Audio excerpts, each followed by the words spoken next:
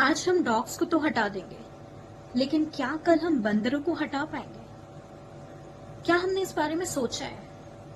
ये जो टाइम है ना, ये बटे रहने का नहीं है। Dog lovers, dog haters and neutral, ये एकजुट होके लॉजिकल एंड प्रैक्टिकल सोल्यूशन को सोचने का टाइम है। First of all, the victims of rabies, the victims of dog bite and the people who have lost their lives because of all of this is really concerning. शायद हम उन लोगों के दर्द को समझ के भी ना समझ पाए।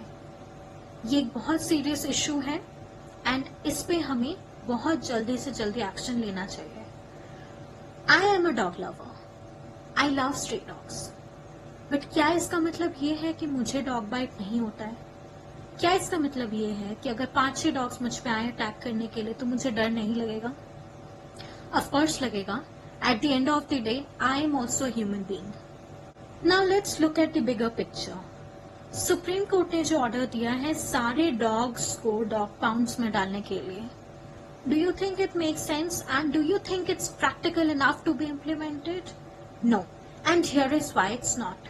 फर्स्ट, डॉग्स जो होते हैं वो अपना टेरिटरी फॉर्म करते हैं and they do not let anybody enter, and that is one of the biggest reasons कि दिल्ली एनसीआर में मंकीज इतने हैं बट स्टिल वो हर कॉलोनीज में नहीं घुस पा रहे हैं just because of the stray dogs. Second, आज अपने स्ट्रे डॉग्स को सबको हटा भी दिया तो क्या कल मंकीज के अलावा और कोई नहीं आएंगे? And do you think controlling monkeys is something which is very easy? आप एक कुत्ते को बहुत इजीली पकड़ सकते हो, कि आप मंकीज के साथ वो कर सकते हो? आप नहीं कर सकते।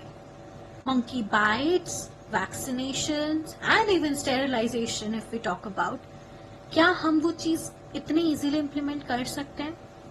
देखिए, जो करंट प्रॉब्लम है उसको सॉल्व करना बहुत मुश्किल नहीं है। हम सबको पता है कि जो एग्जिस्टिंग प्रॉब्लम्स हैं उससे बाहर निकलना is little bit easier compared to एक न्यू प्रॉब्लम को इन्विटेशन देना, उसके बारे में सोचना और फिर उससे निकलना। प्रॉब्लम का सोल्यूशन हमारे पास में है already. The thing is, it was not implemented properly. ABC के जो funds allocate हुए थे, that was not implemented. Vaccinations were not done. Sterilizations were not done on time. And हमें थोड़ा सा human की तरह सोचना चाहिए। उस एंगल से अगर हम देखें, एक डॉग कभी भी हम पे ऐसे अटैक नहीं करता until और unless वो डॉग अग्रेसिव है या फिर उस डॉग को किसी ने पहले परेशान किया हुआ है जिससे वो डरा हुआ है, and that could be the reason कि वो डॉग आपको अटैक कर रहा है। आई एम नॉट सेइंग कि सारे डॉग्स ऐसे होते हैं, हाँ होते हैं कुछ कुछ aggressive, and those dogs should be in this shelters, not all the dogs. To all the dog haters जिनको लग रहा है कि इससे प्रॉब्लम सॉल्व हो जाएगा, प्रॉब्लम सॉल्व नहीं होगा, बड़ा प्रॉब्लम आएगा जिससे उभरने में हमें और टाइम लगेगा और फंड्स लगेंगे। Now let's talk about what's next, what is the solution. Solution is mass sterilization, vaccination, anti-rabies, bite management helplines, and most importantly, awareness in schools and societies कि एक डॉग के साथ कैसे interact करना है। ये चीजें बहुत practical हैं and humane भी हैं। I'm repeating, ये वक्त डॉग लवर्स, डॉग हेटर्स या फिर न्यूट्रल होके रहने का नहीं है। एक यूनिटी स्ट्रेंथ फॉर्म करने का है। उससे रेबीज भी कंट्रोल होगा, पब्लिक भी सेफ होगी एंड लॉन्ग टर्म सोल्यूशन भी मिलेगा। आज इम्पल्स से नहीं, एविडेंस से डिसाइड करें। डॉग्स को कंट्रोल करना is much easier than inviting a new problem all together.